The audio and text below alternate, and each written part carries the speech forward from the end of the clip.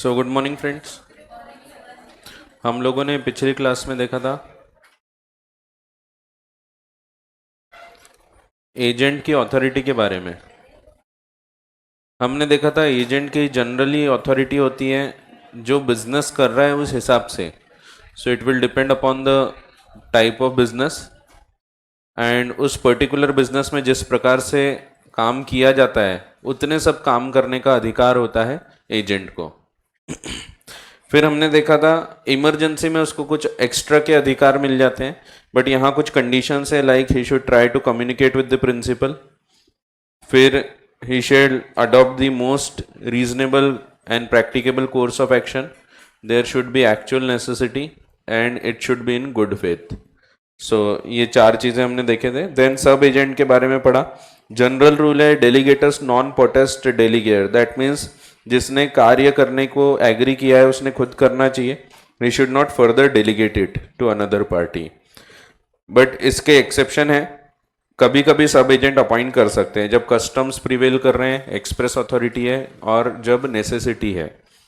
फिर हमने देखा सब एजेंट अगर प्रॉपरली अपॉइंट किया है तो प्रिंसिपल बाइंड हो जाता है इससे, लेकिन सब एजेंट और प्रिंसिपल के बीच क्योंकि डायरेक्ट प्रिविटी नहीं होती इसीलिए principal can not claim from the sub agent. हाँ, लेकिन कभी कभी इन केस ऑफ फ्रॉड और विलफुल रॉन्ग में हम क्लेम कर सकते हैं।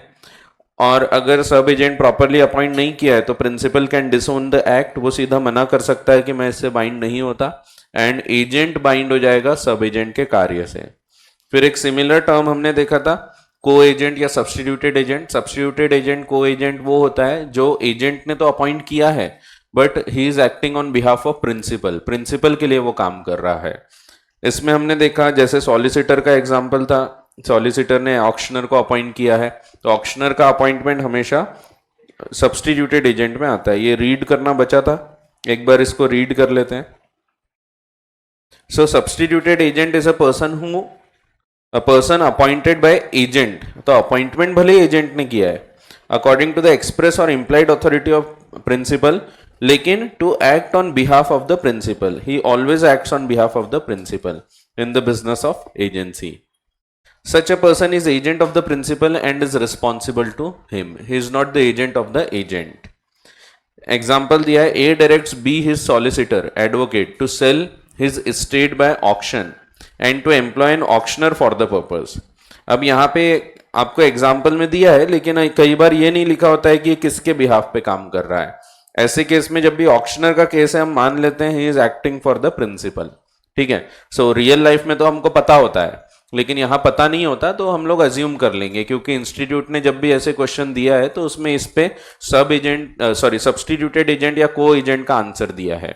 ऑक्शनर का केस, शिप सर्वेयर का केस, ऐसे कुछ केसेस हैं जिसमें वो हमेशा सब्सटीट्यूटेड एजेंट का आंसर देता है। तो यहाँ पे भी ऑक्शनर है, अब वो किसके बिहाफ पे काम कर रहा है ऐसा कुछ नहीं लिखा है तो भी हम मान लेते हैं he is acting on behalf of principal. B name C an auctioneer to conduct the sale. C is not a sub agent but is agent for the conduct of the sale। तो A कौन है? A principal है, ध्यान रखना A यहाँ पे principal है, he is not agent। ठीक है, B is the agent, B the solicitor is the agent and auctioneer जो है he is the co-agent या substituted agent। Privity of contract. अब को एजेंट और प्रिंसिपल के बीच में डायरेक्ट प्रिविटी ऑफ कॉन्ट्रैक्ट होता है।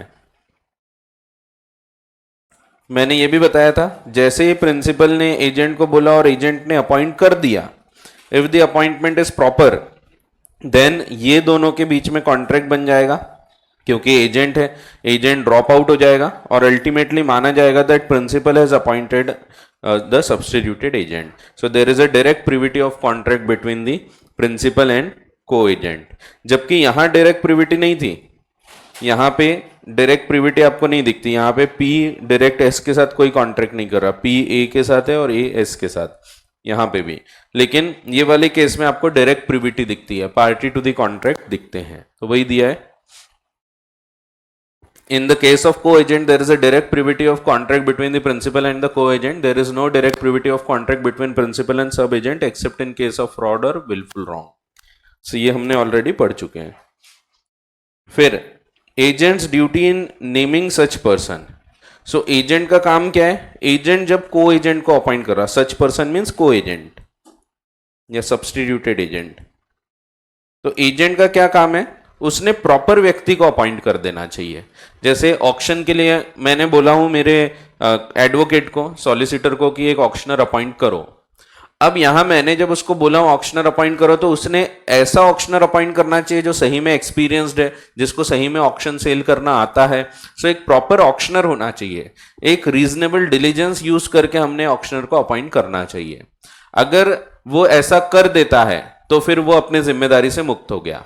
अब अगर ऑक्शनर गड़बड़ करेगा, समझो ऑक्शनर ने कुछ सेल किया और पैसा मुझे दिया ही नहीं, भाग गया या फिर इंसॉल्वेंट हो गया, सो अब agent is not responsible because auctioneer is my agent.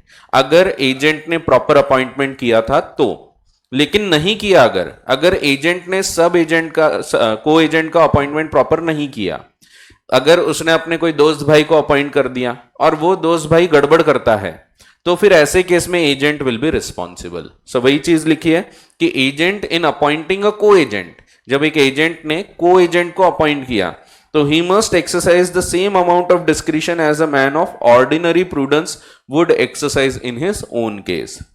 अगर वो ऐसा कर देता है, if he does so, then he is not responsible to the principal for the negligence of the co-agent. Example दिया है, X consigns goods to Y, a merchant for sale. Y in due course employs an auctioneer. तो जब भी ये auctioneer वाला case होगा, तो आपको ध्यान रखना है कि ये हमेशा इसमें ही आएगा, को एजेंट में। To sell goods of X and allows him to receive the proceeds of sale. Auctioneer becomes insolvent afterwards without handing over the proceeds. Here Y will not be responsible to X as he has discharged, उसने अपना काम पूरा किया, discharged his duties as a man of ordinary prudence and diligence. तो agent is not responsible for the misconduct of co-agent. एक और example दिया है, A instructs B a merchant to buy a ship from him. B employs a ship surveyor of good reputation. So specifically दिया है of good reputation, एक अच्छे व्यक्ति को, प्रॉपर व्यक्ति को उसने अपॉइंट किया। सर्वेयर मेक्स द चॉइस निग्लिजेंटली, अब इसने गलत कार्य किया, जो सर्वेयर था उसने गलत शिप सिलेक्ट किया and ship turns out to be unseaworthy and is lost.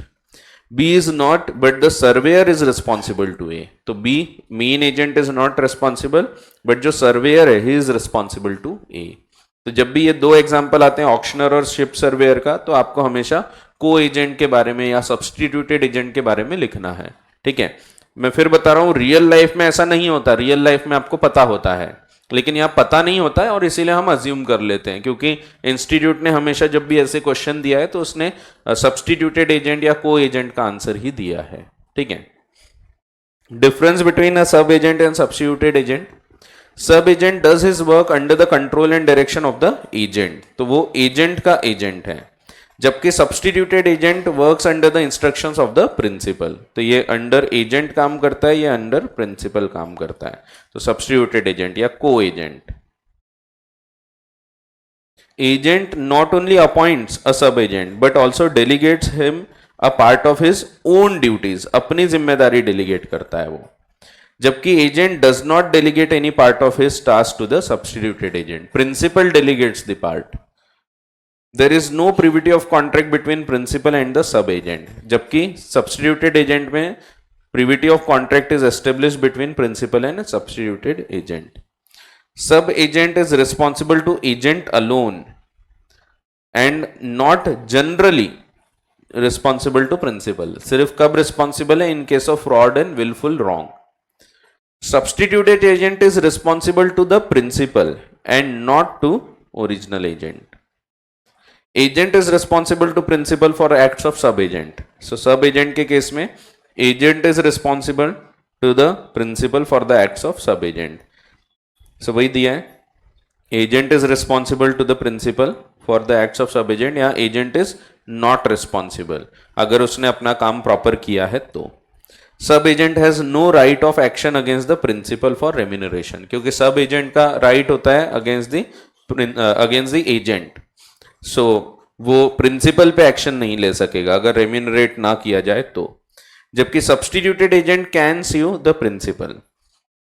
सब एजेंट, इसमें इम्प्रॉपर अपॉइंटमेंट भी हो सकता है। सब्सटीट्यूटेड एजेंट में कभी इम्प्रॉपर अपॉइंटमेंट का केस ही नहीं है, उसमें प्रॉपरली क्योंकि बोल के ही अपॉइंट किया जाता है, can never be improperly appointed. Agent remains liable for the acts of sub agent, यहां principal remains liable, agent's duty ends once he has named the substituted agent. फिर लायबल कौन होता है, तो प्रिंसिपल लायबल होगा। Principal is liable to third parties. So ऐसा है।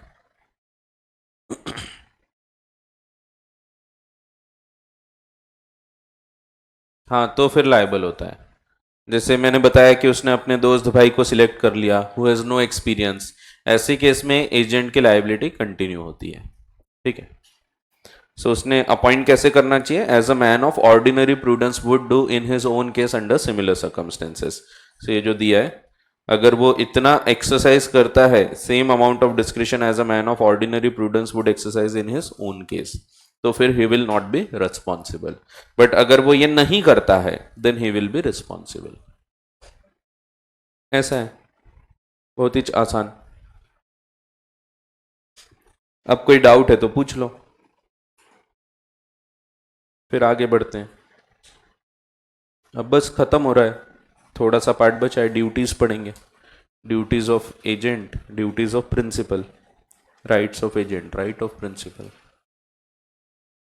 फिर थोड़ा एक्सटेंट ऑफ अथॉरिटी का एक पार्ट और पढ़ना है, वो देखेंगे।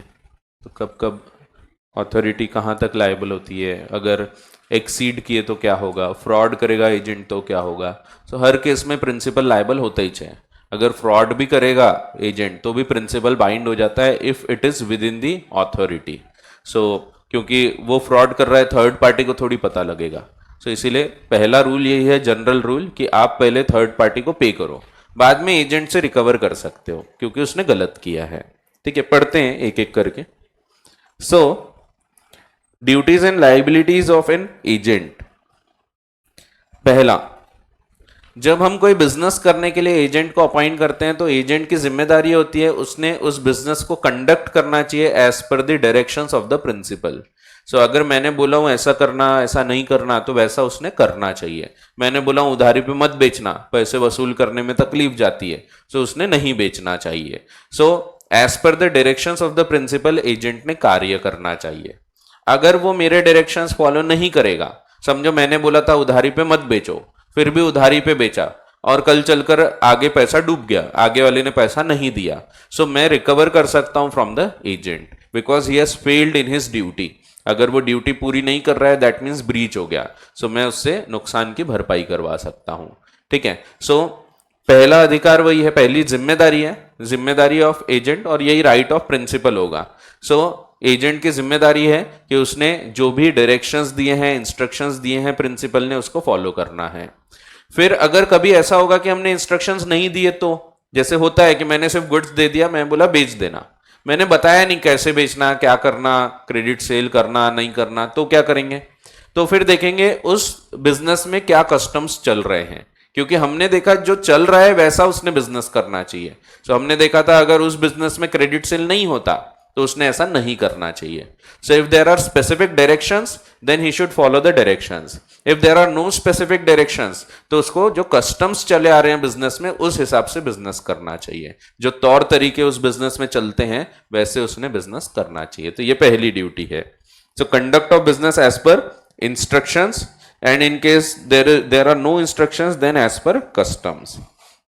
So an agent is bound to conduct the business of the principal according to the directions given by the principal, or in absence of such directions in accordance with the customs which prevail in doing the business of the same kind at the same place where the agent conducts such business. उस area में उस particular business को कैसे चलाया जाता है उस प्रकार से इसने उस बिजनेस को चलाना चाहिए।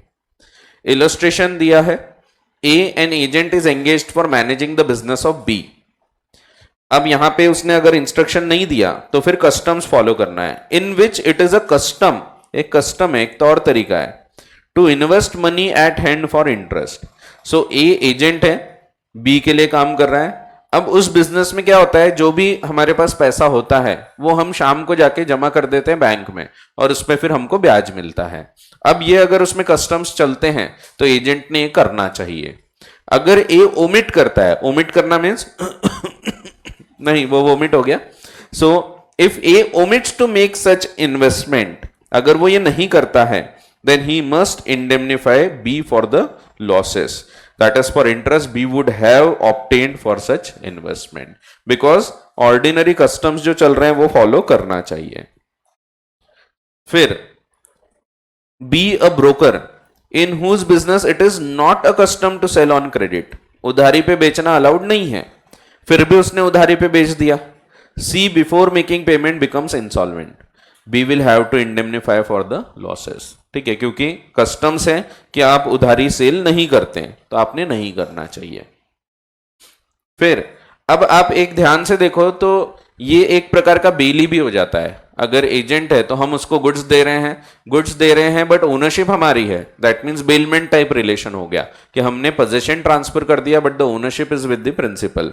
तो यहां पे इसका भी रीजनेबल केयर की एक जिम्मेदारी कंटिन्यू होती है। So reasonable care and skills, so skills भी यूज करना चाहिए। उस बिजनेस में स्किल्स की रिक्वायरमेंट अगर होती है तो वो स्किल्स उसने शो करना चाहिए। अगर वो स्किलफुली एक्ट नहीं करता है और इसके कारण नुकसान होता है तो again he will be liable to the principal. जैसे समझो मैंने एक एग्जांपल दिया था आपको कि एक एडवोकेट भी एजेंट हो जाता है। एक व्यक्ति है, उसको कोई नोटिस वगैरह आया, कुछ गड़बड़ हुई है और उसने जाके एडवोकेट को बोला कि भाई देखो मेरे को नोटिस आया है, इसका जवाब बना के दे दो। अब एडवोकेट ने उसको पढ़ा लेकिन उसने अपना स्किल्स यूज नहीं किया, उसने कोई गलत सेक्शन के अंडर रिप्लाई भेज दिया, इसके कारण आगे वाला हार गया। अब वो आगे वाला एक्शन ले सकता है वकील के ऊपर भी, क्योंकि यहां पे गलती किसकी है तो वकील की है। तो उसने, अब कोई वकील है तो उसको सेक्शंस की पूरी जानकारी होना चाहिए। अगर वो प्रॉपर स्किलफुल अप्रोच नहीं बताता है तो आगे वाला इस पे एक्शन ले सकता है। हाँ, अगर स्किलफुली अप्रोच बताने के बावजूद केस हारेंगे तो वहां एक्शन नहीं ले सकते, बट इसकी गलती से केस हारे क्योंकि इसने स्किलफुली उस पर्टिकुलर कार्य को नहीं किया। जैसे एक एग्जांपल और ले सकते हैं, एक व्यक्ति है मेरे पास आता है, उसको इनकम टैक्स का नोटिस आया है। अब मैं उसका रिप्लाई बना के देता हूं, उसको नोटिस आया था कोई भलती चीज का, मैंने रिप्लाई कोई दूसरा दे दिया। अब यहां पे उसके ऊपर पेनल्टी लग गई, पैसा मांगा जा रहा है, तो वो मेरे से रिकवर कर पाएगा क्योंकि मेरी गलती है। जब वो मेरे पास आ रहा है तो स्किल्स देख के आ रहा है कि सीए है तो सीए को इतनी जानकारी होती है, बट मैं अगर वो स्किलफुल अप्रोच नहीं यूज करता हूं तो he can claim from me, उसको ये अधिकार प्राप्त हो जाएगा। ठीक है, सो एजेंट की जिम्मेदारी हो जाती है कि एजेंट ने स्किलफुल अप्रोच बताना चाहिए। अगर एजेंट स्किलफुल अप्रोच नहीं बताता है तो principal can claim from the agent. ठीक है, यहां पे अगर कभी ऐसा भी होता है कि स्किल्स नहीं है, ये जानकारी है, कई बार ऐसा भी होता है। जैसे कि मेरे पास एक क्लाइंट आया, मैंने उसको बोला भैया देखो 25,000 रुपए फीस लगेगी। अब वो चला गया बाहर, मेरे आर्टिकल बैठा था, आर्टिकल बोलता है भैया इधर आओ, मैं ना आपका काम 5,000 रुपए में कर दूंगा। अब यहां पे उसको पता है कि आर्टिकल के पास वो स्किल्स नहीं है, फिर भी काम देगा, और आर्टिकल अगर काम भसका देगा, सो यहां पे आर्टिकल से वो क्लेम नहीं कर सकता बिकॉज ही वॉज अवेयर कि वो एक आर्टिकल है and he is not having the skills. So ऐसे केसेस में फिर क्लेम नहीं कर सकते because want of skill was in the knowledge of the principal, उसको पता था। ठीक है, सो वही दिया है। सो कितना केयर, सो रीजनेबल स्किल्स और केयर आपको शो करना है। An agent is always bound to act with reasonable diligence and skill as he possesses, जो स्किल्स उसके पास है उसने वो प्रदर्शित करना चाहिए। He must display as much skill and diligence as is expected from the person engaged in similar business. जैसे कि सीए है तो सीए से जो एक्सपेक्टेड है वैसा काम करना चाहिए। ठीक है, अगर सीए एक बेकाम ग्रेजुएट जैसा काम करेगा तो फिर वो सही तरीका नहीं है। Unless want of skill was known to the principal, अगर उसको पता है फिर भी काम देगा तो यहां ये लायबिलिटी नहीं होती, जैसे मैंने आर्टिकल का एग्जांपल दिया। If the agent fails to show reasonable care and skills then he is liable to compensate the principal in respect of the direct consequences, जो भी लॉस है, ordinary damages of his own neglect, want of skill or misconduct, but not in respect of loss or damage which are indirectly or remotely caused। ठीक है, तो आपको पता ही है ordinary damages claim कर सकते हैं, बट इनडायरेक्ट और रिमोट डैमेजेस क्लेम नहीं कर सकते, ठीक है। फिर where a lawyer proceeds under a wrong section, that means he is unable to show the skills, then and thereby the case is lost, then he shall be liable for the loss, ठीक है। एक और example दिया है, a merchant in Kolkata has an agent B in London. तो A है, ये merchant है, इसका एजेंट है B in London, to whom a sum of money is paid on A's account, उसको कुछ पैसा दिया था, with orders to remit, A का पैसा है जो उसको बोला है कि तुम रेमिट करो यानी भेजो, ए को भेज दो। बी ने क्या किया, उसको रिटेन कर लिया फॉर अ कंसिडरेबल टाइम, उसने वो वापस नहीं भेजा। A in consequence of not receiving the money becomes insolvent and is liable for money and interest from the day on which it should have been paid according to the usual rate and for further direct loss के लिए liable होगा। So A जो है, जो जिसको पैसा नहीं मिला उसके कारण वो इंसॉल्वेंट हुआ, ऐसा एक सेम केस आपने पढ़ा था डैमेजेस में, इनडायरेक्ट डैमेजेस में, कि अगर इंसॉल्वेंसी होती है तो वो अगर बोल रहा है कि तुम्हारी वजह से इंसॉल्वेंट हुआ, तुम पूरा भर के दो, तो वो नहीं चलेगा। सिर्फ किसके लिए लायबल रहेंगे, सिर्फ डायरेक्ट नेचर के लॉस। तो कौन कौन से, money, interest which should have been paid according to the usual rate and for further direct loss, सिर्फ डायरेक्ट लॉस के लिए लायबल है। तो वही जो ऊपर लिखा है कि कौन से लॉसेस डायरेक्ट कॉन्सिक्वेंसेस या ऑर्डिनरी डैमेजेस के लिए लायबल है, and not further remote damages के लिए लायबल नहीं है, ठीक है। सो जितने भी डायरेक्ट नेचर के लाइबिलिटीज होती हैं वही रहेगी एजेंट की, उसके बियॉन्ड नहीं। फिर an agent for the sale of goods having authority to sell on credit, उसको अथॉरिटी है भी, sales to be on credit, but उसने क्या किया, without making the proper and usual inquiries. So उसने इंक्वायरी नहीं किया as to the solvency of B.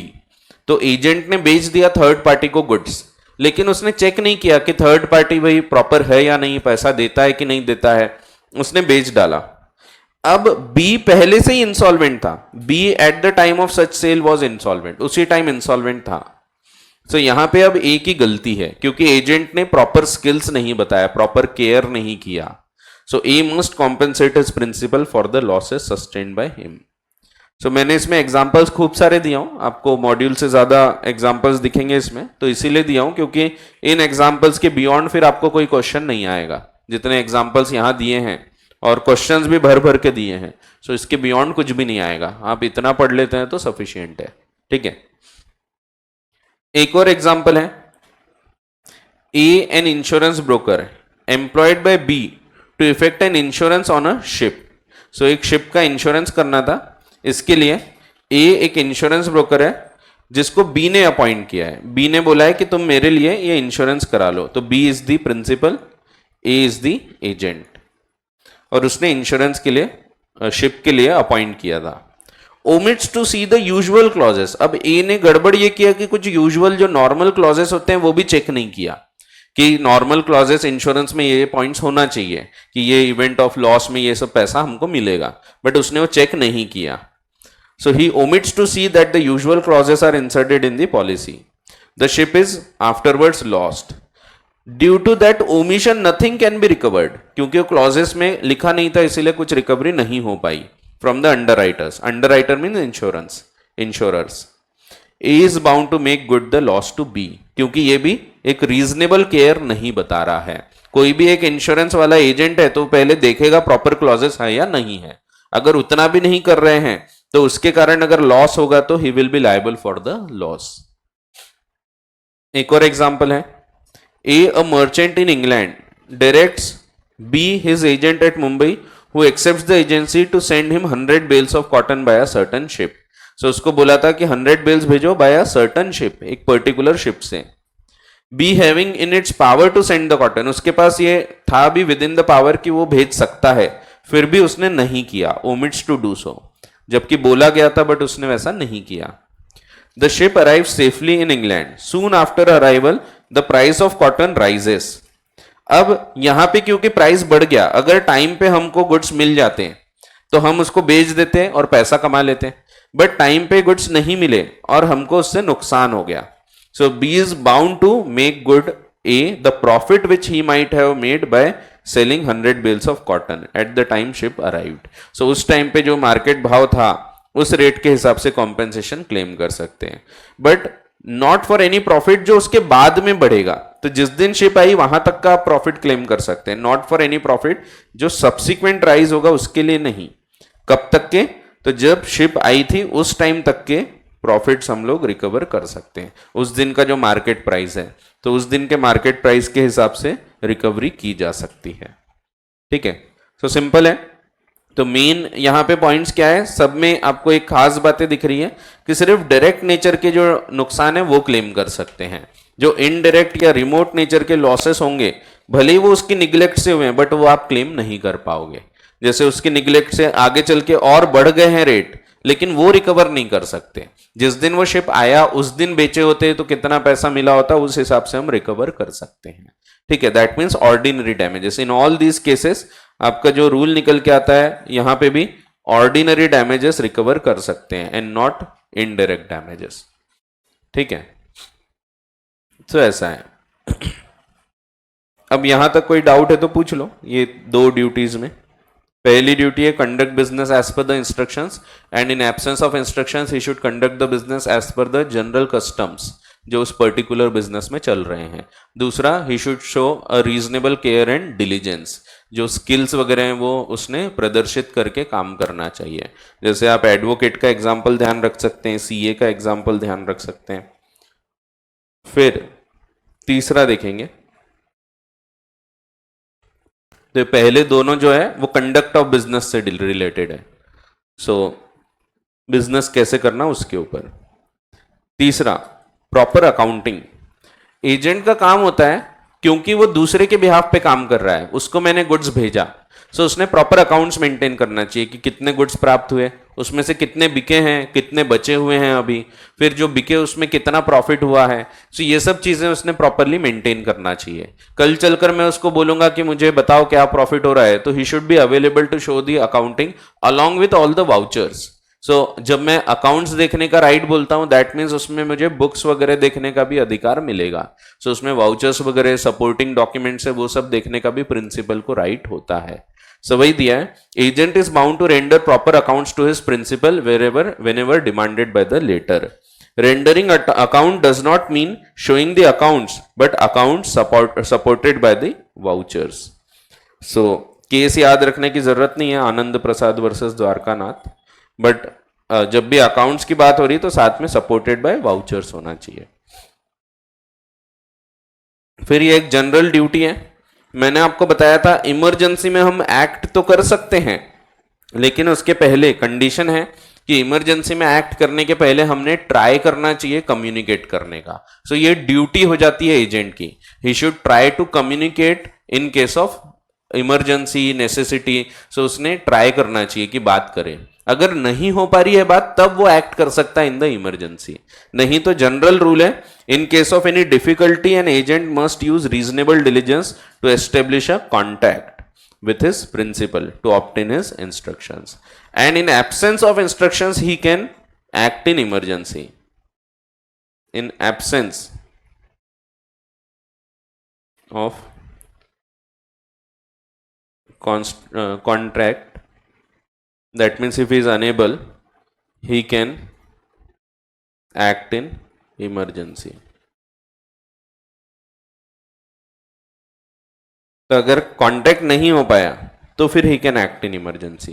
नहीं तो first duty is he should try to contact with the principal. ठीक है, in absence in case he is unable to contact ऐसा भी बोल सकते हो. अगर वो नहीं कर पा रहा है कांटेक्ट तो फिर वो एक्ट कर सकता है इन इमरजेंसी. तो ये कंडीशन ही है. आपने जब इमरजेंसी पढ़ा था वहां भी हमने पढ़ा है कि पहला उसका काम है he should try to contact. अगर वो कॉन्टैक्ट नहीं कर पा रहा है, जब वो कम्युनिकेट नहीं कर पा रहा है तभी ही वो एक्ट कर सकता है इन इमरजेंसी. अगर वो कर सक रहा है कॉन्टैक्ट तो पहले he should try to contact और फिर इंस्ट्रक्शंस मिलेंगे तो वैसे काम करेगा. लेकिन जब कॉन्टैक्ट नहीं कर पाता है तब he can act in emergency. So आपको लाइन से रटने की जरूरत नहीं है. आपको ऐसे डायरेक्ट क्वेश्चंस नहीं आएंगे कि state the duties of agent, ऐसा डायरेक्ट नहीं आएगा कि लाइन से आपको लिखना है. आपको इसीलिए रटने की आवश्यकता नहीं है, वैसे सब लाइन से ही चल रहे हैं, पूरे सेक्शंस के साथ भी लाइन से ही चल रहे हैं। आप देखो 211, 12, 13, 14, 15, 16, लाइन से चल रहे हैं पूरे, ठीक है। तो सेक्शंस वैसे आपको रटने की आवश्यकता नहीं है। फिर not to deal for himself. अब not to deal for himself का मतलब है खुद के लिए एक्ट नहीं करना चाहिए। ये एक इंपॉर्टेंट पॉइंट है, इस पे क्वेश्चन आता है कई बार। कई बार ऐसा होता है कि एजेंट ने खुद के लिए कॉन्ट्रैक्ट किया, खुद के बेनिफिट के लिए, खुद की प्रॉपर्टी मुझे सेल कर दिया। अगर ये कर रहा है ना तो पहले बताना चाहिए। ऐसा नहीं है कि वो ऐसा कर ही नहीं सकता। जैसे मैंने एजेंट को बोला था भाई मेरे बिहाफ पे एक प्रॉपर्टी खरीद, अब एजेंट खुद की प्रॉपर्टी मुझे बेच देता है, he should first inform me, मुझे बताना अनिवार्य है।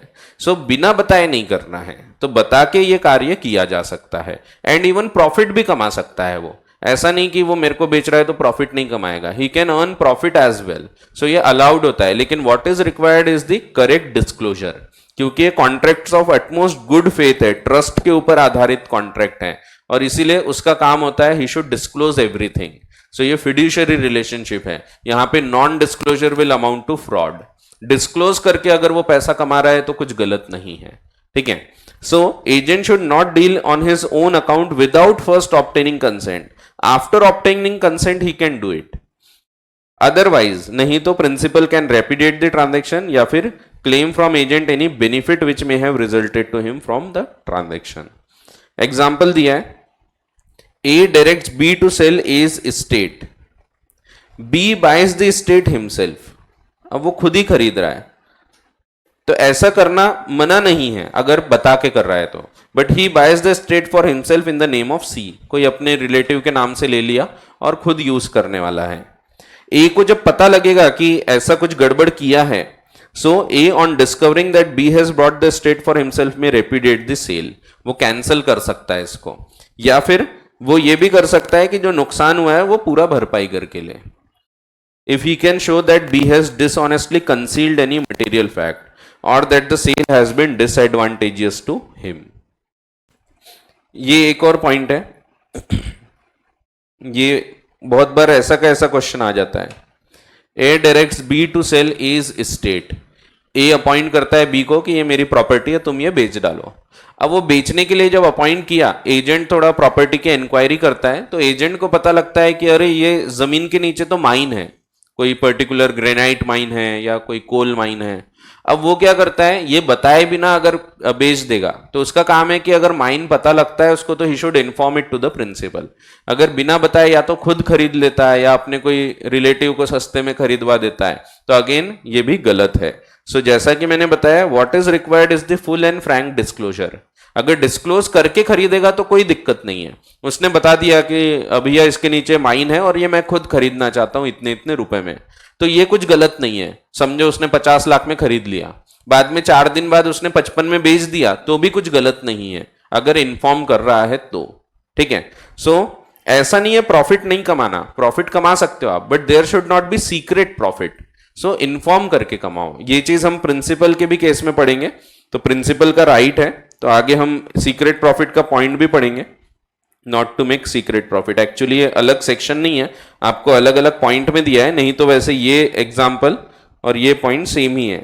यहाँ पे आप देखो इसीलिए कोई सेक्शन नहीं दिखेगा, क्योंकि सीक्रेट प्रॉफिट का सेक्शन यहीं से निकल के आता है। 215 और 16 जो भी प्रॉफिट कमाया है विदाउट डिस्क्लोजर, 216 के हिसाब से वो क्लेम कर सकते हैं। अब वो इंस्टीट्यूट ने 2 अलग राइट दिया है, ड्यूटी दिया है, इसलिए मैंने भी अलग पॉइंट में कवर किया, नहीं तो ये अलग पॉइंट नहीं है, इट इज 216। तो 216 में कवर होता है। 216 215 में कैंसिल करने का राइट मिलता है, 216 में सीक्रेट प्रॉफिट रिकवर करने का राइट मिलता है, ठीक है। बट वो इंस्टीट्यूट के पैटर्न में 2 अलग पॉइंट रखे थे, इसीलिए वैसा लिखा है अपन ने। A directs B to sell his estate, estate means property. B on looking over the estate before selling it finds a mine on the estate which is unknown to A. A को पता नहीं है। B informs A that he wishes to buy the estate for himself but conceals the discovery of the mine. अगर ये conceal किया है तो again contract can be cancelled. A allows होना चाहिए, A allows B to buying ignorance, कुछ तो भी गड़बड़ हो गई यहाँ, तो आपको समझ रहा है लेकिन इंग्लिश में A allow B to buying ignorance of the in ignorance, ऐसा है A allows B to buy the mine in ignorance of the buy the state in ignorance of the existence of mine, ऐसा होना चाहिए। ठीक है, तो ये sentence में गड़बड़ है। तो ऐसे इंग्लिश कोई लोग लिखते हैं, बच्चे लोग भी लिखते हैं, मीनिंग ही नहीं निकलता है। हाँ ऐसा होता है कई बार। तो मैं बोलता ना जो इंग्लिश की प्रॉब्लम, तो ये है, तो मेरे को है नहीं, वो हो गई एक आध कहीं पे, तो होता है कभी कभी। So A allows B to buy the state in ignorance of existence of mind, ऐसा मतलब है उसका। ठीक है, तो थोड़ा पढ़ के समझ रहा है मीनिंग, लेकिन वो गड़बड़ है, थोड़ा इंग्लिश की प्रॉब्लम हो गई, तो अगली बुक में ठीक हो जाएगा। अभी चालू ही है रिविजन, तो ये सब गलतियां मैंने बोला हूँ तुरंत रिवाइज करके अपन उसको बदल देंगे, क्योंकि बहुत बहुत सारी गलतियां हो गई, ऐसे छोटी छोटी बहुत गलतियां हुई, इतनी होती नहीं जनरली मेरी बुक्स में, पर ठीक है, होता है कभी कभी। So A allows B to buy the state in ignorance of the existence of the mind. A on discovering that B knew of the mind, उसको पता था, at the time he bought the state में either repudiate, तो वो चाहे तो cancel कर सकता है। तो देखो ये कैसा है ना, ये वॉइडेबल है, ही मे रेपिडिएट, ये वॉइडेबल है, ये चाहे तो कैंसिल करे और डैमेजेस क्लेम करे, या नहीं चाहे तो वैलिडेट भी कर सकता है। ही मे आइदर रेपिडिएट और he may accept the sale at his option, since it is voidable. ठीक है, तो उसके पास दोनों अधिकार है, तो he can cancel the contract कि भाई तुमने गलत किया, या फिर he can keep it valid. फिर एक और एग्जांपल दिया है, A directs B his agent to buy a certain house for him, B tells A it can not be bought. देखो एक मकान खरीदने बोला कि ये मकान मेरे को चाहिए, ये खरीदवा के दो। सो उसको बोला गया ये मकान मेरे को चाहिए। अब बी ने बोला कि अरे सर वो बेचने को तैयार नहीं है। 4 दिन बाद पता लगा उसने खुद ही खरीद लिया, एजेंट ने, उसको ज्यादा पसंद आ गई प्रॉपर्टी। अगेन ये गलत है। ठीक है, so he has acted for himself, आपका रूल वही है, he should not deal for himself, so he has acted for himself. So वही दिया है, तो यहां मैं स्पेसिफिक परफॉर्मेंस भी कर सकता हूं कि तुम मुझे बेचो और जो भी प्राइस है वो लो। So A directs B his agent to buy a certain house for him. B tells A that it cannot be bought, but he buys the house for himself. A may, on discovering that B has bought the house, compel him to sell it. तो specific performance करवा सकता है।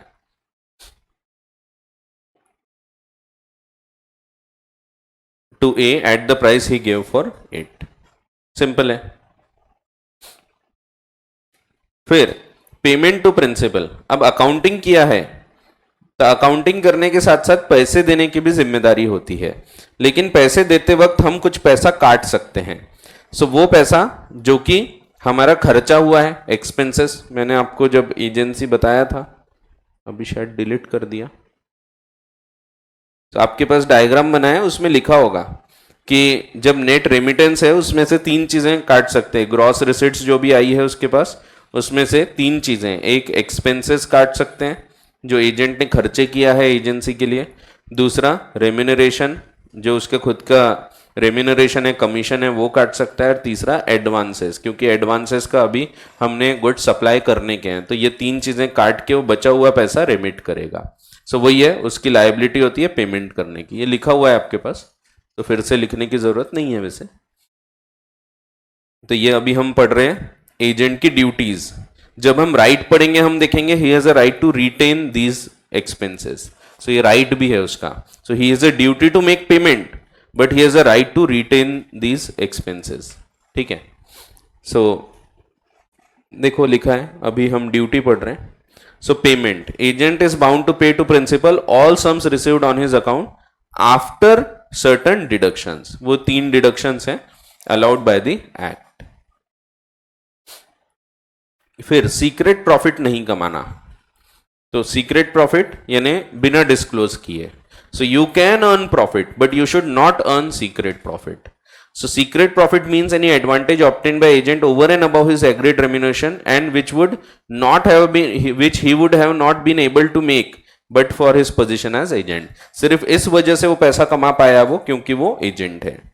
It is the duty of agent not to make any secret profit. So secret profit नहीं होना चाहिए, profit कमा सकते हो इन the business of agency. His relationship is of fiduciary nature and it requires absolute 100% good faith in the conduct of agency. So यहाँ पे अगर non disclosure है तो it will also amount to fraud. ठीक है, क्योंकि fiduciary relationship है. बस ये सिंपल है. Not to delegate his duty, ऊपर पढ़े थे हमने, delegators non potest delegator. तो agent is under an obligation that he should not delegate the duty. He should not appoint a sub agent unless specific authority हो या customs prevail कर रहे हैं, necessity है तो बात और है. नहीं तो agent cannot lawfully appoint employee to perform acts which he has expressly or impliedly undertaken to perform personally. Unless कर सकते हैं कब? When ordinary customs prevail, तब आप सब एजेंट अपॉइंट कर सकते हैं, या नेचर ऑफ एजेंसी ऐसा है जहां पे सब एजेंट अपॉइंट कर सकते हैं. नहीं तो agent can not employ any other person to perform any act. So ऐसा है. और ये भी सिंपल जनरल रूल निकल के आता है, एक जनरल ड्यूटी, कॉन्फिडेंशियलिटी. जब भी आप किसी के लिए काम करते हैं तो उसकी सीक्रेट इंफॉर्मेशन दूसरों को नहीं बताना है, या उसकी सीक्रेट इंफॉर्मेशन यूज करके फायदा कमा रहे, बाहर बेच दे रहे कॉम्पिटिटर को, ये सब चीजें नहीं करना. ये भी एक जनरल ड्यूटी है. So duty not to use any confidential information received in the course of agency against the principal. So ये कुछ बेसिक ड्यूटीज हैं, ड्यूटीज ऑफ एजेंट. यहां तक कोई डाउट होंगे तो पूछ लो. इन पे क्वेश्चन आएंगे, आपको केस स्टडीज आएगी, यही माइन वगैरह का क्वेश्चन आ सकता है. सो इस टाइप के क्वेश्चंस आपको केस स्टडी में देखने को मिलेंगे भी. सो आप देखोगे तो ये माइन वाला बहुत बार आते हैं. ये P appoints A as his agent to sell on looking over the estate, उसको छपड़ता है कि इसके नीचे ग्रेनाइट माइन है. ठीक है.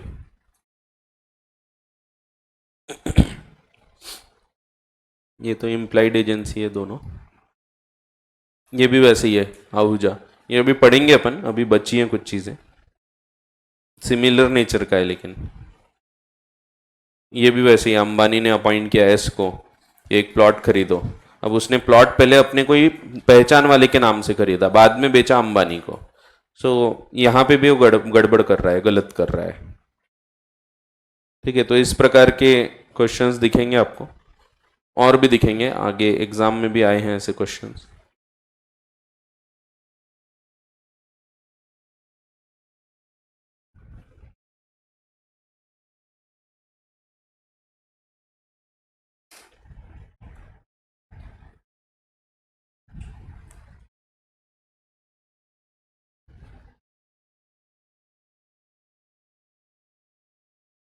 तो दिखेंगे, और एक आध क्वेश्चन है इसके ऊपर. तो शायद या तो मर्ज कर दिया होगा ऐसे. और एक दो क्वेश्चन है, थोड़े नाम चेंज होके ऐसे के ऐसे क्वेश्चन आए हैं. एक आहूजा, और आहूजा वाला आया क्या? हाँ आया है, ये ऊपर ही आहूजा और सिंह वाला. फिर अंबानी वाला है एक. तो ये सिमिलर नेचर के ही हैं, सब एक ही प्रकार के क्वेश्चन है, थर्ड, फोर्थ और फिफ्थ. ठीक है. तो ये आए हैं लेकिन एग्जाम में. अब ये आपको यहाँ पे एग्जाम का रेफरेंस इसलिए नहीं दिया है क्योंकि इंटर में आए हैं. तो फाउंडेशन में तो अभी पहली एग्जाम हुई ना. सो अभी तक के फाउंडेशन में ये था ही नहीं टॉपिक, इसीलिए आपको एग्जाम रेफरेंस वहाँ पे नहीं दिए हैं. क्योंकि एग्जाम रेफरेंस में दूंगा तो वो इंटर के रहेंगे, तो इंटर में पहले ये कॉन्सेप्ट हुआ करते थे. सो ये क्वेश्चन अभी भी आ सकते हैं आपको, ये ग्रेनाइट माइन वगैरह टाइप के. ठीक है. तो ध्यान रखना है. सो ये ड्यूटीज पे क्वेश्चन आते हैं आपको, और आसान होते हैं, ऐसा डिफिकल्ट नहीं है, बहुत ही हलवा क्वेश्चन रहेंगे, इजीली आप सॉल्व कर सकते हो. तो आप अभी का पेपर देखोगे तो आपको समझ जाएगा, एकदम हलवा रहते हैं क्वेश्चंस. सब्जेक्ट टू हमने रीड किया होना चाहिए. अगर रीड ही नहीं किए तो लिखने में तकलीफ आती है. फिर हम ऐसी गलतियां करते हैं, A allows B to buying ignorance of the existence of mind. ऐसी गलतियां होती हैं फिर, तो मीनिंग ही नहीं निकल रहा उसका. सोच के देखो, समझ जाता है लेकिन मीनिंग नहीं निकल रहा. तो ऐसी इंग्लिश लिखते हैं लेकिन बच्चे, तो मैंने इसीलिए लिखा ऐसा लिखते हैं बताने के लिए. गलती है मेरी. सो लेकिन ऐसा होता है, आप देखना कई बार बच्चों के पेपर रहते, कुछ भी लिखा रहता है इंग्लिश, मीनिंग ही नहीं निकल रहा. सो ऐसा मत लिखा करो. ऐसा लिखते कि आगे वाला पढ़ता ही नहीं, समझता ही नहीं, अरे वो पढ़ेगा हंसेगा वो. हाँ ऐसा भी होता है, वो हंसेगा, खुद भी हंसेगा, दूसरों को भी बताएगा अरे देख देख. तो ऐसा होगा. तो इसीलिए ऐसे मत लिखो कि एकदम ऐसा सोच रहे कि पढ़ेगा ना आगे वाला, वो भी नॉलेजेबल है, सो एकदम कुछ भी लिखते कुछ बच्चे तो पहले कम्युनिकेशन भी हुआ करता था, उसमें एक ने लिखा था in oral communication the medium is air. ठीक है, ये कहीं लिखा भी नहीं है वो। हाँ, टेक्निकली वो गलत नहीं है, बट फिर भी ऐसे एकदम बचकानी चीजें हो जाती है वो। तो ठीक है, चलो तो वापस आते हैं, अब राइट्स के बारे में चर्चा करते हैं। तो पहले ड्यूटीज हो गई, बहुत ही आसान सी ड्यूटीज हैं। उसी प्रकार से अधिकार हैं। एजेंट को अधिकार होता है राइट ऑफ रिटेनर। अब उसका ये राइट जो है, राइट टू रिटेन है, ये रिटेन मनी है, 217 देता है, और 221 भी एक right of retain, right to retain देता है। ये right to retain goods and property है। प्रॉपर्टी मीन्स अच्छी चाय। I just had a proper tea. बस बस। So right of an agent, पहला राइट, उसका राइट है कि जब भी पैसा आया उसके पास, सो पैसा प्रिंसिपल का है क्योंकि गुड्स प्रिंसिपल के थे, सो पैसा देना तो है, ये ड्यूटी है, बट साथ में ही has a right to deduct 3 things, 3 खर्चे वो डिडक्ट कर सकता है।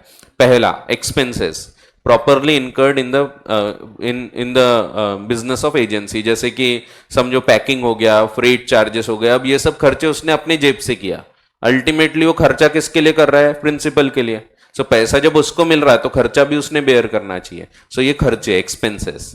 दूसरा, रेम्यूनरेशन, जो उसका खुद का कंसिडरेशन है, जो उसको कमीशन मिलना चाहिए, वो कमीशन को वो रिटेन कर सकता है। वो बोल सकता है मेरा इतना इतना कमीशन हो गया, 1 लाख रुपए में काट के आपको पैसा दूंगा। सो ये उसका अगेन राइट है, he can retain the commission.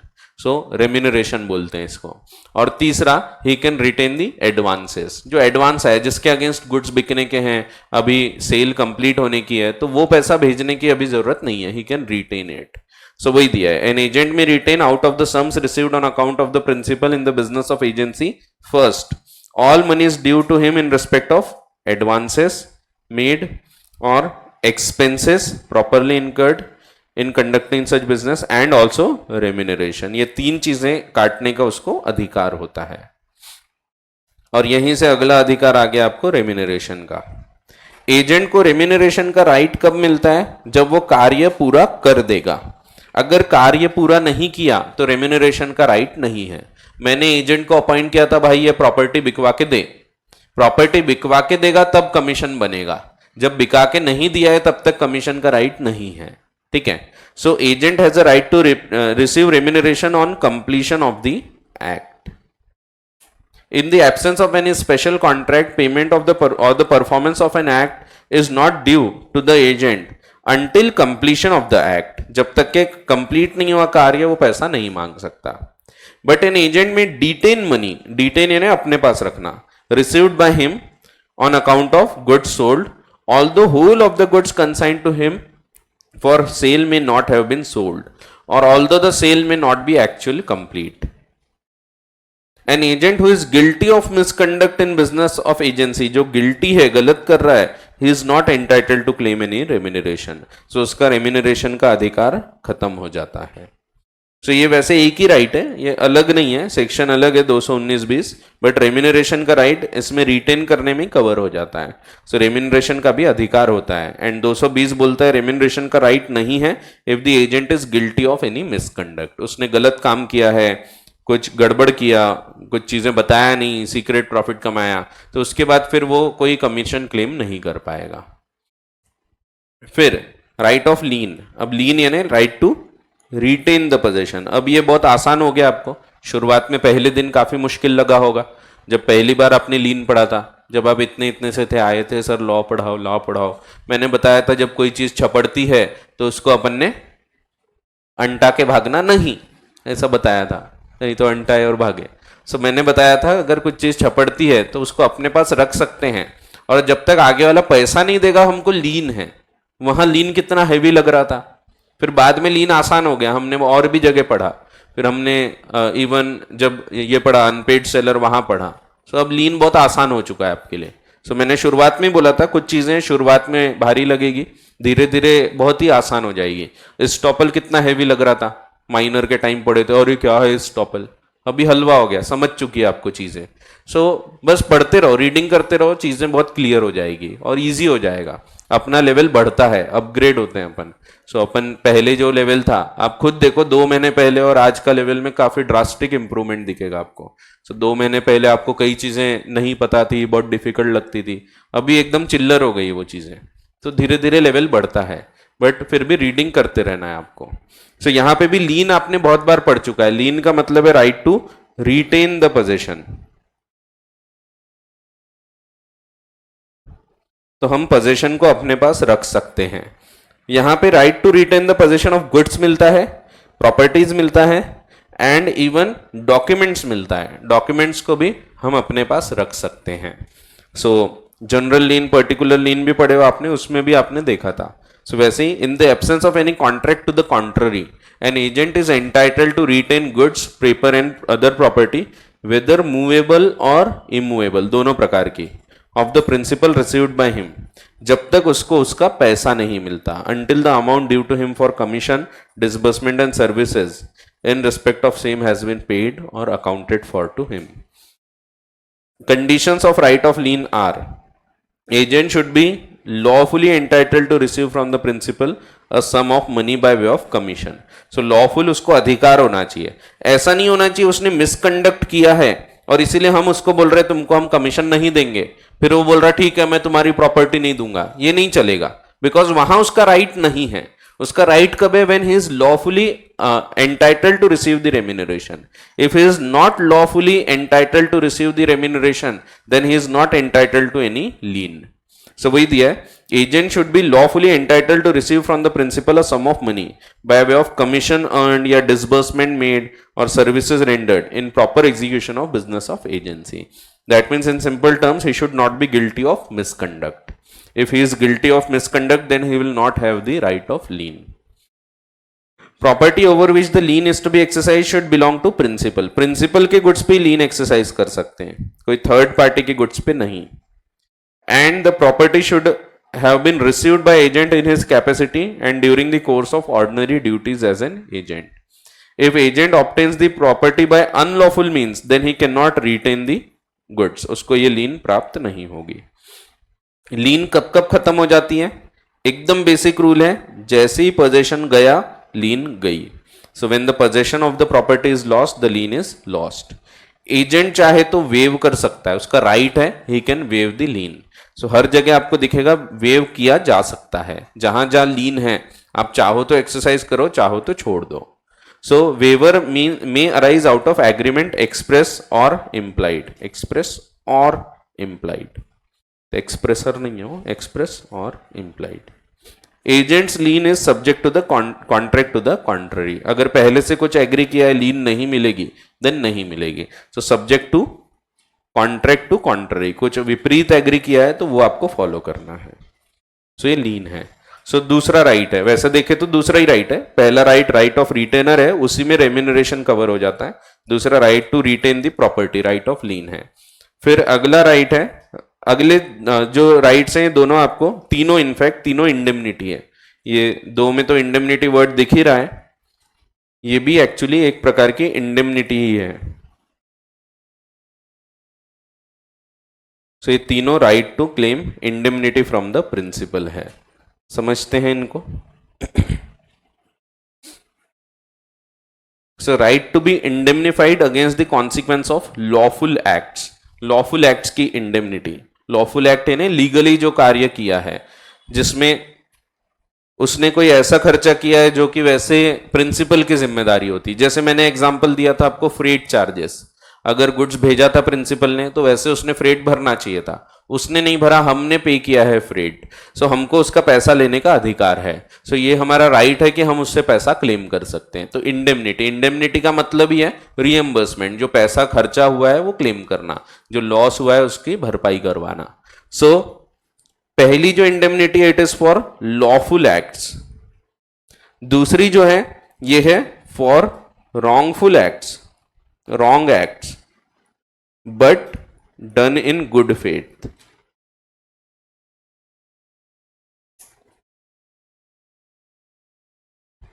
और तीसरी इंडेमनिटी है फॉर वांट ऑफ स्किल।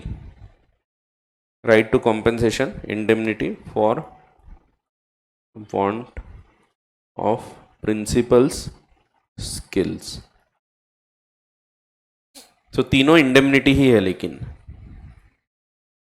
देखते हैं 222, 23, 24 और 25 ये क्या बोलते हैं। ये चारों सेक्शन इंडेमनिटी की बात करते हैं। सेक्शन नंबर याद रखने की आवश्यकता नहीं है। पहला, right to be indemnified against consequences of lawful act. Agent under this section has right to be indemnified against consequence of lawful acts done in exercise of authority. For example, उसने कोई freight charges पे किया है, GST वगैरह का payment किया है on behalf of principal, या पैकिंग चार्जेस पे किया है, इस प्रकार के कोई और खर्चे पे किया है। ये सब खर्चे रिकवर कर सकता है वो फ्रॉम द प्रिंसिपल। ठीक है, he has a right to indemnity. कभी कभी ऐसा भी हो सकता है कि प्रिंसिपल ने गुड्स भेजने का वादा किया था, मैं एजेंट हूं, मेरे को प्रिंसिपल ने बोला था आप कॉन्ट्रैक्ट कर लो, मैंने आपसे कॉन्ट्रैक्ट कर लिया, टाइम पे प्रिंसिपल ने गुड्स नहीं भेजा तो मेरे से आपने डैमेजेस लिए, तो ये भी एक राइटफुल पेमेंट हो गया। वो डैमेजेस मैं रिकवर कर सकता हूं फ्रॉम द प्रिंसिपल। ठीक है, वो भी है। एक सिमिलर एग्जाम्पल आपको दिया है, A residing in Delhi appoints B from Mumbai as agent to sell his merchandise. Merchandise means goods. As a result, B contracts to deliver the goods to various parties. अब उसने आगे contract कर लिया, but A ने time पे goods दिया ही नहीं। A fails to send the merchandise to B and B faces litigation for non-performance. A is bound to protect B against the litigation and all cost expenses arising of that. उसके कारण जो भी loss हुआ है ये recover कर सकते हैं हम फ्रॉम द प्रिंसिपल। ये राइटफुल एक्ट है, ये इलीगल एक्ट या गलत काम नहीं है। हमने सही काम किया कि भाई लोग, हमने कॉन्ट्रैक्ट किए थे, अब हमने परफॉर्म नहीं किए, उन्होंने डैमेजेस क्लेम किए तो हमको पे करना पड़ा। हम ये डैमेजेस को रिकवर कर सकते हैं फ्रॉम प्रिंसिपल। एक राइटफुल एक्ट की इंडेमनिटी हो गई। या मैंने कोई खर्चा पे किया हूं, कोई एक्सपेंसेस पे किया हूं, उसका पैसा रिकवर करना है तो principal is liable to indemnify me for the rightful acts. ये राइटफुल एक्ट है, लॉफुल एक्ट्स हैं। दूसरा है जो रॉन्ग एक्ट्स हैं but done in good faith है। यहां लिखा नहीं है रॉन्ग एक्ट, बट आपको समझने के लिए ऐसा ध्यान रखो, wrong acts but done in good faith. जैसे मैंने चोरी के गुड्स लेके आया और आपको दे दिया, बेच डालो, तो मैं ऐसा करूंगा नहीं, ऐसा मत देखो सर आप चोर नहीं, एग्जाम्पल है। मैंने चोरी करके लाया गुड्स बहुत सारे ऐसे, और मैंने आपको लाके दे दिया कि आप आज से मेरे एजेंट हो, आप इसको बेचो। अब आपने बेचना चालू कर दिए, ट्रू ओनर को पता लगा कि मेरे गुड्स बेचे जा रहे हैं, उसने आप पे एक्शन लिया। अब ये रॉन्ग एक्ट है, ये कोई लॉफुल एक्ट नहीं कर रहे हो, आप गलत काम कर रहे हो, लेकिन आपको तो नहीं पता था, इसीलिए आपसे भले ही ट्रू ओनर रिकवर कर लेगा, लेकिन आपको राइट है आप मुझसे रिकवर कर सकते हो। लेकिन इंपॉर्टेंट है if you are acting in good faith. ऊपर वाले में गुड फेथ की कोई रिक्वायरमेंट नहीं है, बट यहां पे it should be done in good faith. Good faith की रिक्वायरमेंट है, अगर गुड फेथ में है तभी। अगर आपको पता था कि शशांक सर चोरी करके गुड्स लाते हैं और मुझे बेचने देते हैं, तो फिर आप इंडेमनिटी क्लेम नहीं कर सकते, क्योंकि आप भी फिर उसमें भागीदार हैं। ठीक है, वैसे ही अगर इलीगल एक्ट है तो इंडेमनिटी नहीं मिलती। इसीलिए देखो मैंने यहां पे भले यहां लॉफुल एक्ट लिखा है, यहां अनलॉफुल एक्ट कवर नहीं किया, हमने रॉन्ग एक्ट वर्ड यूज किया, क्योंकि अनलॉफुल एक्ट्स की इंडेमनिटी नहीं होती। मैंने लाके आपको चरस गांजा दिया है, लो बेचो, आप चरस गांजा बेच रहे हो, उसकी इंडेमनिटी नहीं होगी, it is an illegal act, उसकी कभी इंडेमनिटी नहीं क्लेम कर सकते। ठीक है, so where one person employs another to do an act and agent does an act in good faith, अगर गुड फेथ में कार्य किया है, then the employer is liable to indemnify the agent. Illustration दिया है आपको, where P appoints A as his agent and directs to sell him certain goods, जो असली में not to be those belonging to principal, principal के थे ही नहीं, चोरी करके लाया था। And if third party sue A, third party ने एजेंट पे एक्शन लिया, then A is entitled to reimbursement and indemnification of such act done in good faith. So A principal से ये क्लेम कर सकता है। However, जो मैंने बताया इंडेमनिटी किस चीज की है, रॉन्ग एक्ट्स की है, डन इन गुड फेथ, पर no indemnity for illegal acts. ये आपको बताता है 224। Agent can not claim reimbursement और indemnity arising out of act done by him in violation of any penal laws of the country. Further, where one person employs another to do an act which is criminal, the principal is not liable to the agent either upon an express or implied promise. भले ही बोला होगा तो भी नहीं, to indemnify against him against the consequence of that act. जैसे मैंने गांजा बेचने को आपको लाके दिया, अब मैंने बोला गांजा बेच डालो, मैं गारंटी लेता हूं कोई एक्शन होगी तो मैं पे कर दूंगा, तो भी इंडेमनिटी नहीं होगी, because it is an illegal act. ठीक है, सो इसमें एक एग्जांपल, एक एक्चुअल केस हुआ था, सेकंड एग्जांपल दिया है। एक न्यूज़पेपर का प्रोप्राइटर है, उसको मैंने किसी के खिलाफ उल्टा पुल्टा कुछ छापने बोल दिया, लिबेल बोलते हैं इसको। लिबेल का मतलब होता है कुछ गलत छापने बोल दिया जिसमें कोई सच्चाई नहीं है। जैसे कि मैंने नरेंद्र मोदी के बारे में उल्टा पुल्टा छापने बोल दिया, बहुत बड़े व्यक्ति हो गए, समझो कौन, किसको उठाएंगे अपन, दूसरी कोई क्लासेस वाले हैं उनके बारे में उल्टा उल्टा छापने बोल दिया। सो इन एग्जांपल्स का वास्तविकता से कोई संबंध नहीं है, हितवाद वाले को समझो मैंने बोल दिया और उनको बोला फिक्र मत करो, अगर वो तुम पे एक्शन लेंगे ना तो मैं नुकसान की भरपाई कर दूंगा। उन्होंने छाप दिया, पैसे वैसे दिया मैंने, उन्होंने छाप दिया, कल चलकर क्लासेस वाले उन पे एक्शन लेते हैं तो वो मुझसे इंडेमनिटी क्लेम नहीं कर सकते, क्योंकि किसी को ऐसे बिना कोई रीजन के, बिना कोई सबूत के अगर अपमान कर रहे हो तो ये एक इलीगल एक्ट में कवर होता है, मानहानि होती है जबरदस्ती की। सो ऐसे केस में ये इलीगल एक्ट है, सो उसकी इंडेमनिटी नहीं होगी। भले ही मैंने बोला होगा कि जो भी वो एक्शन लेंगे मैं भर के दूंगा, तो भी इंडेमनिटी नहीं होगी, बिकॉज लिबेल लिखना इज एन इलीगल एक्ट। ठीक है, तो ये एक्चुअल केस हुआ है, सो अपना नहीं, मैंने नहीं किया ऐसा कुछ, एग्जाम्पल है। Be the proprietor of a news paper publishes at A's request a libel, ये अलग वर्ड है, A अलग है, libel अलग है, upon C in the paper, C के ऊपर कुछ उल्टे पुल्टे आरोप लगाए गए, and A agrees to indemnify B against the consequence of the publication and all cost and damages for any action in respect thereof. B is sued by C, B के ऊपर case file किया गया and has to pay damages and also incurs expense, लेकिन A is not liable to indemnify B because libel publish करना is an illegal act. एक और example है, A employs B to beat T.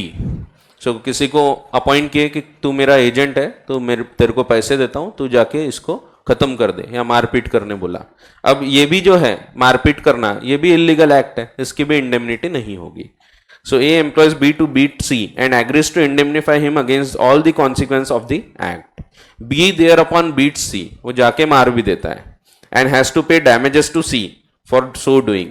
For doing so होना चाहिए, English की गड़बड़। A is not liable to indemnify B for those damages because again it is an illegal act, criminal act.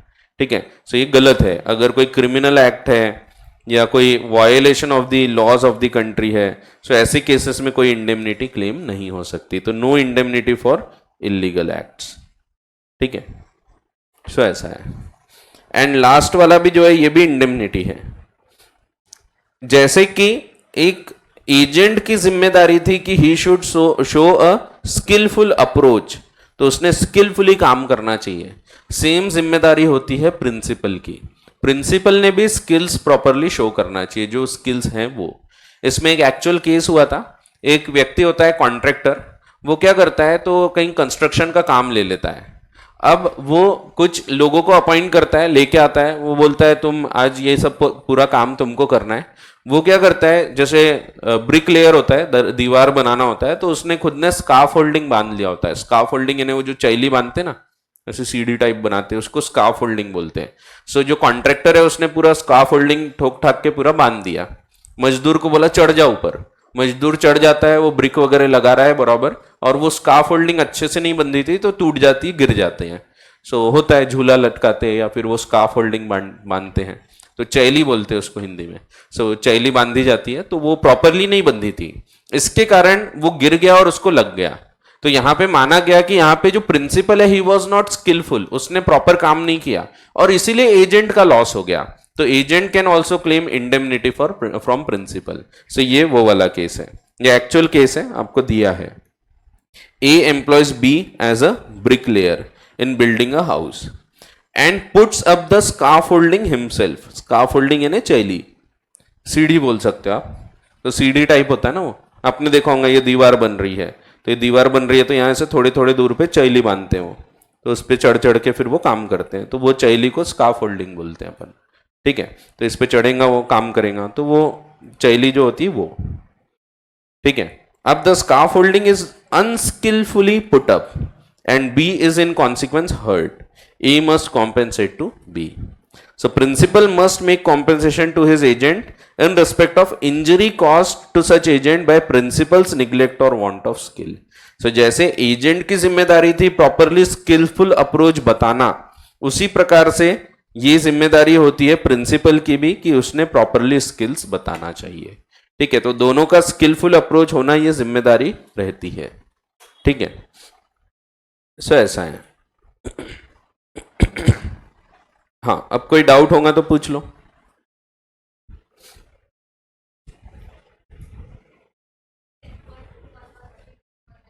Ten 10.11 पे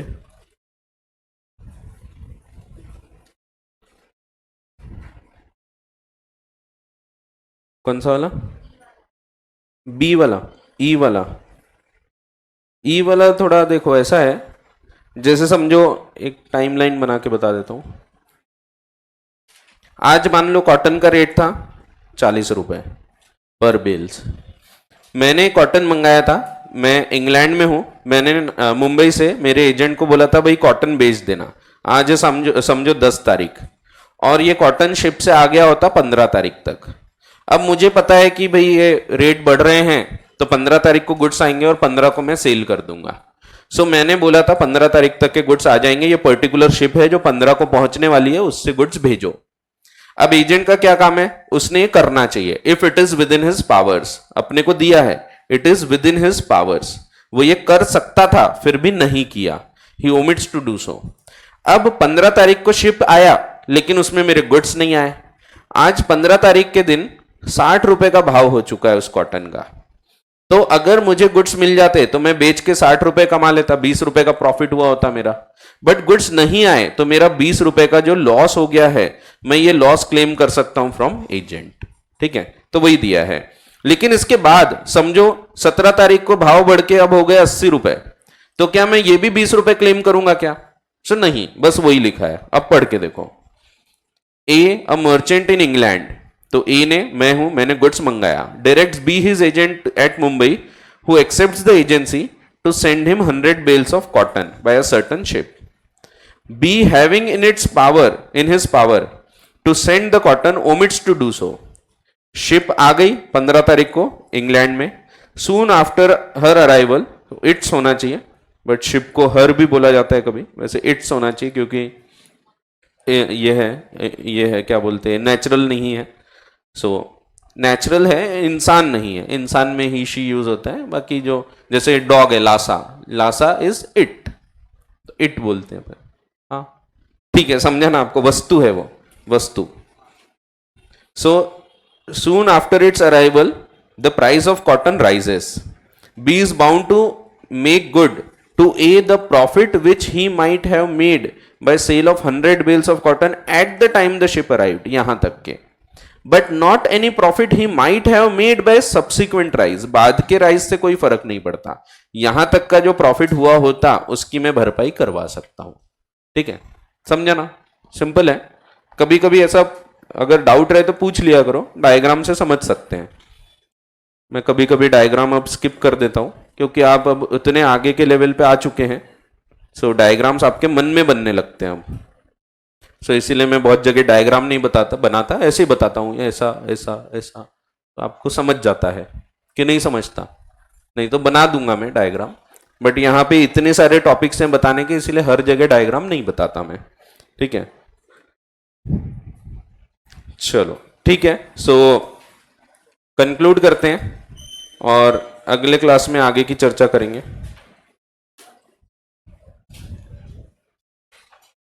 चलो, thank you.